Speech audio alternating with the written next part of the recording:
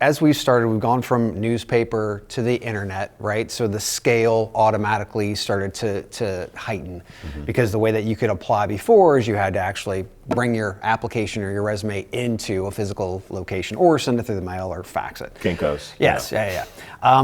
Then we went online and things be allowed the candidates to really scale up and apply faster, right? So then you've got these understaffed HR departments, right, who now have to deal with this new scale.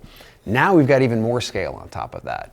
This, to me, seems like we've finally gotten to the point where we have, and whether it's AI or just better process methodology, RPA or what have you, being able to start to give those candidates, those individuals who are making those claims, a better experience.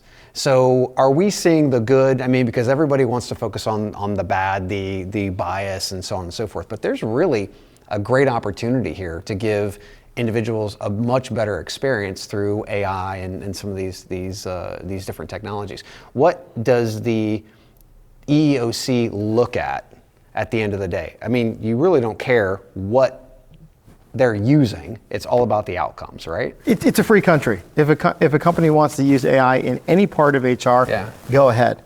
What we're going to look about is what are the results of that tool. Did that tool actually make a fair hiring decision, unrelated to any protected characteristics such as age, race, religion, national origin, just go down the list, or was bias injected somehow there? And I think, a couple points that you raised, which are really important, related to the scalability of this. Yeah. That these tools, there's the business side of it, which you mentioned about not only giving the candidates a better experience, and that's more, your guys' world than mine, right? From us, it's just, I don't want to say we don't care about that. It's just not relevant to us as far as, if it was a great time applying for this position, were you treated fairly? We want to just make sure that you were able to apply for the job and nothing came into impact that decision of the employer looking at you, such as a disability, such as a pregnancy, right? Versus the actual business side of it too. But we can't just overlook that. They've had to create data management techniques, right, to be able to ensure that they can actually go through and be fair, right? Which,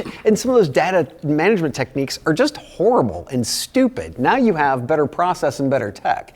You guys cared about data management process before, right? Now it's not that big of a deal. It's all about outcomes. So what is it? Do you care or do you not care? We care about everything, right? And I think, to your point about, some of these programs that are making it easier to apply. Some of these programs that have automated having to deal with a human before, having to actually sit in front of somebody or go in an interview, where now a lot of this can be automated to move you past some of those steps that used to take a very long time, where human bias was injected into that. So if you look at a lot of these tools that have now scaled some of this hiring, and trained on it and been able to look past, by using AI, by using an app, by using other data management technology to look at the candidate's skills and ability, and not look at the color of their skin, not look at their male or female, not look if they're pregnant or disabled. Facial expressions. Whatever it is, those individuals that have historically, because of that older process, have not been able to get past the first step because bias has been injected in that, right? Either looking at a resume or sitting across from somebody and saying, okay, I know you're disabled. I can see you're disabled. I can see you're religiously observant.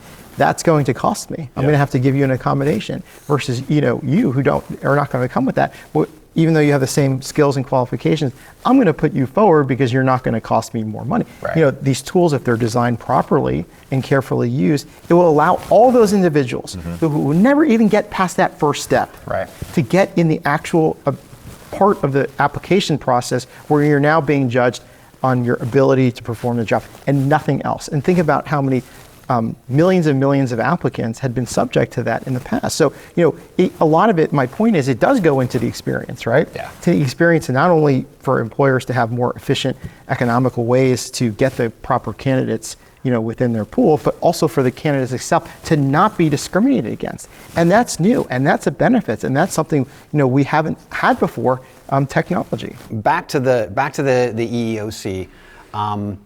And also scaling, right? So we now have tech that's helping us scale, and that tech could also help bias scale, right?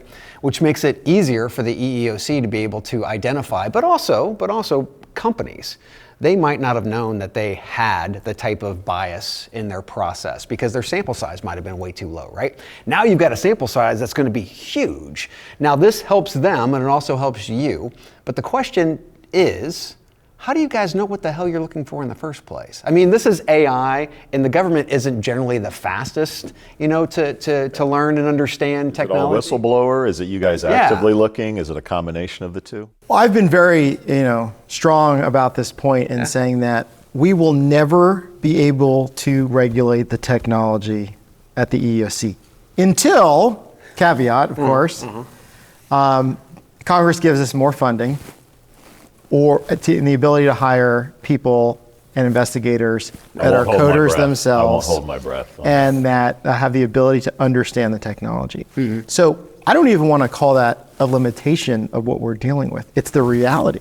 So knowing that's the reality, how do we move forward and protect civil rights when it comes to technology? Right. Very simple. The same way we do without technology, by looking at the outcome, by looking at the results. Okay. And is there bias in that results? And how do we figure out now, pre-technology, whether or not somebody had made an unlawful employment decision? So we think about, how do we deal with the human brain? How do we regulate, the so-called black box of humans' decision making has been very difficult. And very rarely do people admit to employment discrimination. Very rarely do they say, yes, of course we violated civil rights laws and we didn't hire him. So, that's what we're dealing with now. And our investigators are very good at figuring that out. But with technology, to your point, that there are algorithms, in a way, I like to flip that on its head and saying, well, now, hey, we have more data than we've ever had before. One case, you can clarify the exact issue, but it was put in your birthday, and if it was a particular birthday, you were old at a certain age, you didn't go to the next phase. Or you can explain what that case was, but it seems like it has to be that obvious that the job seeker knows, or you can check it, than some mystic algorithm in the background grading you. It has to be part of the process, yes. And what were the specifics of that case? This was a case that was not complicated, at all. I mean, it's probably coding level that you could handle right now, and I think that's really saying something. It's very optimistic. Basically, a candidate was submitting an application to a tutoring company, had her birth date in there, was immediately rejected, went back and changed her birth date and was immediately accepted. So that, I wouldn't even call that algorithm. So what I'm hearing though is this is not AI or the tech, this is the business process and or hiring practices. Which is what HR and TA knows best. Right.